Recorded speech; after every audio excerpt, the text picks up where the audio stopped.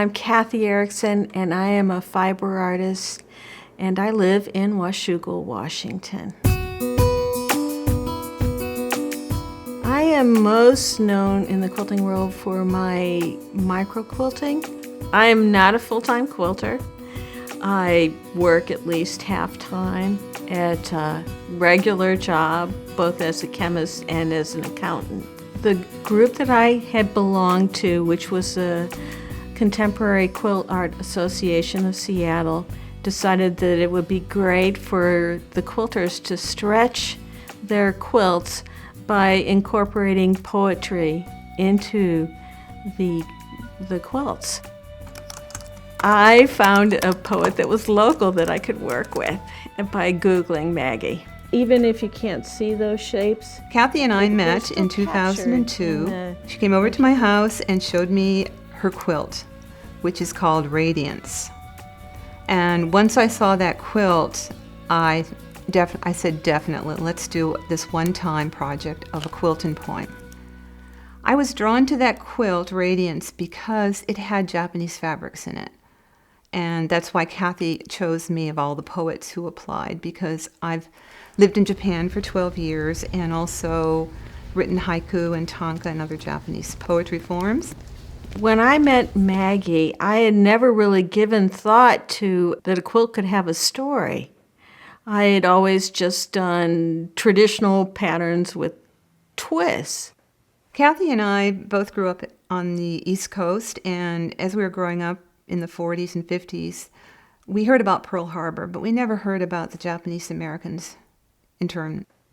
During World War II, 120,000 people went into internment camps, and the bulk of them were American citizens. They had been born in the United States. But because they looked Japanese, they were considered the enemy.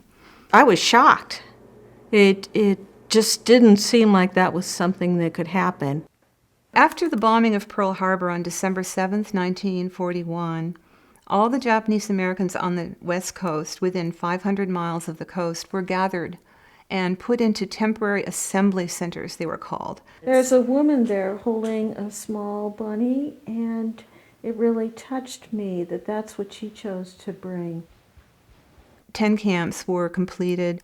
They were in Arkansas, they were in Idaho, in California. They were in isolated areas, deserts and swamps, and places where it was very difficult to survive.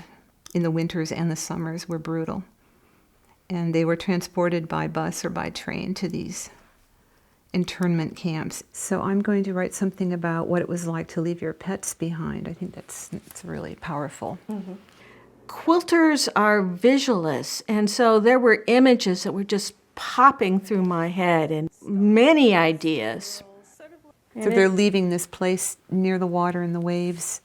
It was very temperate, and they're moving to this hot, desolate desert.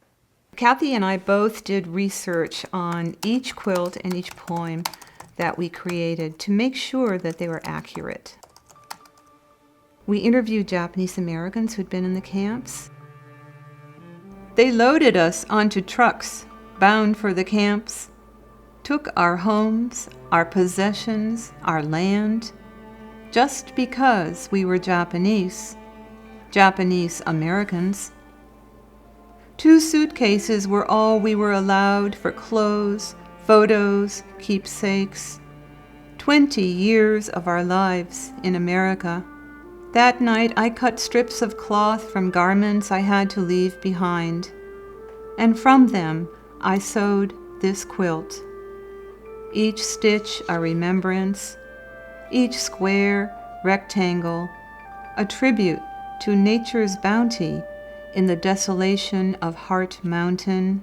I sewed in beauty and vertical rays of yellow, the sun that shone through the barbed wire and the curtainless windows of our barracks. The orange poppies were last, fashioned from your mother's hair ribbons. I planted them as an afterthought, question marks, blooming with hope. After that first poem What Remains was written, we both got excited about this topic. And we said, well, let's do one more. And let's do one more.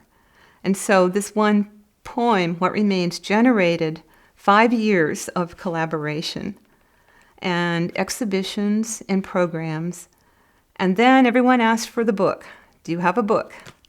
And so after 5 years, we said, let's make a book.